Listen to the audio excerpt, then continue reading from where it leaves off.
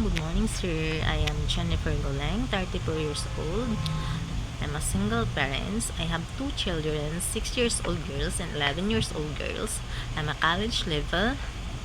I work as a domestic helper in Kuwait for almost 5 years. I serve 4 members of the family. I took care 3 years old girls for almost 1 year and 7 months. I prepare her food and clothes every day.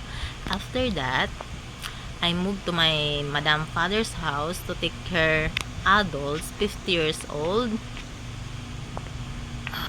I serve her food every day, cleaning the house, washing clothes and ironing clothes. I want to work in Hong Kong to earn money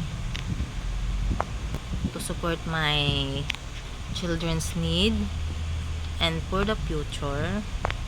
I am trustworthy, honest, obedient, and hardworking. I hope, ma'am and sir, you can give me a chance to serve your family.